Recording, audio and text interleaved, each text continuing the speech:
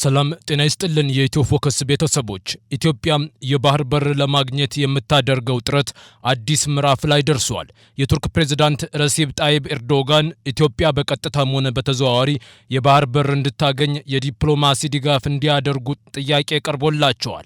የቱርክ ሚና በምስራቅ አፍሪካ የፖለቲካ ውስጥ ምን ይመስላል? ይህ የዲፕሎማሲ ጥያቄ በኢትዮጵያና በጎረቤት ሀገራት መካከል ያለውን ውጥረት ለማርገብ ምን ፋይዳ ይኖረዋል?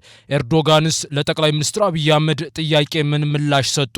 ዛሬ በእነዚህና በሌሎች ተያያዥ ጉዳዮች ላይ ሰፋ ያለ ትንታኔ ይዘንላችሁ ቀርበናል።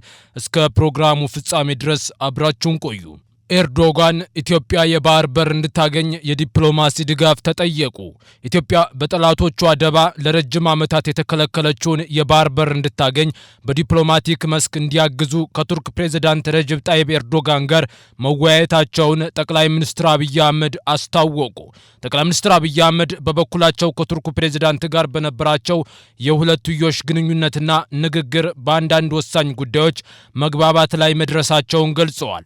አብይ ንግግር እንደተደረገባቸው ከገለጿቸው ጉዳዮች አንዱ የባህር በር ጉዳይ ነው። ኢትዮጵያ ፈጣን ኢኮኖሚያዊ እድገት እያስመዘገበች እንደሆነ ገልጸው የዚህ እድገት ቀጣይነት መረጋገጥ የሚችለው ሀገሪቱ የባህር በር ማግኘት ስትችል እንደሆነ ጠቅላይ ሚኒስትር አብይ ተናግረዋል። ጠቅላይ ሚኒስትሩ ከ130 ሚሊዮን በላይ ሕዝብ ያላት ሀገር የባህር በር ተከልክላ በዓለም ላይ ካለው ልምምድና አካሄድ ውጭ በጠላቶቻችን ደባ ለረጅም ጊዜም የጂኦግራፊ እስረኛ ሆና እንድትቆይ መደረጉ ትክክል አለመሆኑን ተወያይተናል ብለዋል። ኢትዮጵያ በሰላማዊ መንገድ የባህር በር እንድታገኝ እንደ ቱርክ ያሉ የኢትዮጵያ ወዳጆች በዲፕሎማቲክ መስኩ ጫና በመፍጠር እገዛ እንዲያደርጉ መነጋገራቸውንም ገልጸዋል። ጠቅላይ ሚኒስትር አብይ አክለውም ፕሬዝዳንት ኤርዶዋን ከዚህ አንጻር የበኩላቸውን ሚና እንዲጫወቱ ጠንከር ያለ ውይይት አድርገናል ሲሉ አስታውቀዋል።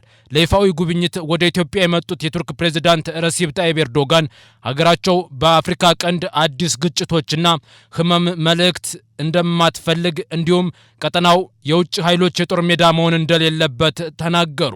የቱርክ ፕሬዝዳንት አክለውም እስራኤል ለሶማሌላንድ የሰጠችው የሀገርነት እውቅና ለሶማሌላንድም ሆነ ለአፍሪካ ቀንድ ምንም ጥቅም አይኖረውም ብለዋል። በጠቅላይ ሚኒስትር አብይ አህመድ ግብዣ ወደ ኢትዮጵያ እንደመጡ የተነገረላቸው የቱርክ ፕሬዝዳንት ኤርዶዋን ይህንን ያሉት ትላንት ማክሰኞ የካቲት 10 ቀን 2018 ዓ.ም በአዲስ አበባ በሰጡት መግለጫ ላይ ነው። ፕሬዝዳንት ኤርዶዋንና ጠቅላይ ሚኒስትር አብይ በጋራ መግለጫ የሰጡት ዘለግ ያለ ውይይት እንዳደረጉ ከተገለጸ በኋላ ነው። ከ11 ዓመታት በኋላ በድጋሚ ወደ አዲስ አበባ በመምጣታቸው መደሰታቸውን የገለጹት የቱርክ ፕሬዝዳንት ኤርዶዋን ሁለቱ ሀገራት እንደ ባቡርና የትራንስፖርት መሰረተ ልማት ፋብሪካዎች እንዲሁም የኃይል ማስተላለፊያ መስመሮች ባሉ ዘርፎች ላይም ትብብር እንዳላቸው አንስተዋል። ፕሬዝዳንቱ ኢትዮጵያ በእስልምና ባህል ውስጥ የማይተካ ሚና እንዳላት ጠቅሰዋል።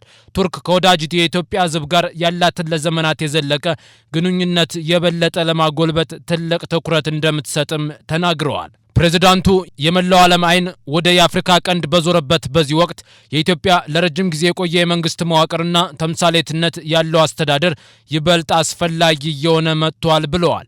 ከአፍሪካ ቀንድ ሀገራት ጋር በእኩል አጋርነትና በጋራ መግባባት ላይ የተመሰረተ ግንኙነት እንደሚያደርጉ እንዲሁም ሀገራቸው ከቀጠናው ሕዝብ ጎን እንደምትቆም ገልጸዋል። ቱርክ በዚህ ቀጠና አዲስ ግጭት እንዲነሳ እንደማትፈልግም ኤርዶዋን በንግግራቸው አስገንዝበዋል። ቱርክ ቀድሞውንም ስቃይ በደረሰባት በዚህ ቀጠና ውስጥ አዲስ ግጭቶችና አዲስ ህመም ፈጽሞ መመልከት አትፈልግም ብለዋል። የዚህ ቀጠና ችግሮች በራሳቸው በቀጠናው ሀገራት ሊፈቱ እንደሚገባ እንዲሁም የአፍሪካ ቀንድ የውጭ ኃይሎች የጦር ሜዳ መሆን እንደሌለባት እናምናለን ሲሉም የቱርኩን አቋም ገልጸዋል። ወደ ኢትዮጵያ ካደረጉት ጉዞ አዎንታዊ ውጤት ይገኛል ብለው እንደሚያምኑ የገለጹት ኤርዶዋን ጉብኝታቸው ለቀጠናው ሰላምና መረጋጋት አስተዋጽኦ ይኖረዋል የሚል ተስፋ መሰነቃቸውን ጠቅሰዋል።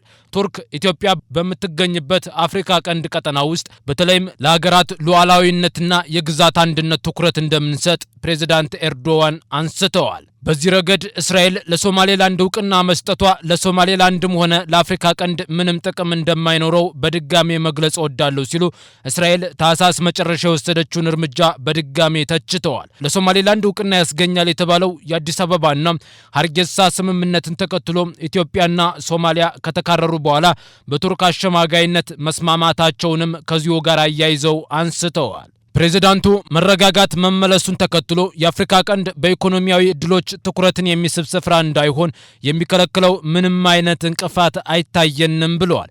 ፕሬዝዳንት ኤርዶጋንን የአፍሪካ ቀንድ ቀጠናን በደንብ የሚገነዘቡ ሲሉ የገለጿቸው ጠቅላይ ሚኒስትር አብይ ፕሬዝዳንቱ በዚህ ቀጠና ውስጥ ኢትዮጵያ ሁነኛ ሀገር መሆኗንና ሚናዋን መወጣት እንዳለባት የሚያምኑ እንደሆኑም ተናግረዋል። ቱርክ ከአውሮፓ አንጻርና በእስያ መካከል ባላት ጉልህ ጂኦግራፊና የኢኮኖሚ ሚና የአፍሪካ እድገት ውስጥ የበኩሏን ሚና እንድትጫወት ብዙ ውይይት አድርገናል፣ ተግባብተናልም ብለዋል። በተጨማሪም ሁለቱ መሪዎች የሀገሪቱን የንግድ ግንኙነት ለማስፋፋት እንደተስማሙ ተገልጿል። በኢትዮጵያና በቱርክ መካከል ያለውን ዓመታዊ የንግድ ልውውጥ መጠን ቢያንስ $1 ቢሊዮን መሙላት እንዲችል ማድረግ እንደሆነ አብይ አህመድ ተናግረዋል። የጸረ ሽብር ትግልና እንዲሁም የዓለም አቀፍ የአየር ንብረት ጉባኤን ወይም ኮፕ በተመለከቱ ጉዳዮች ላይ መነጋገራቸውንም አክለዋል።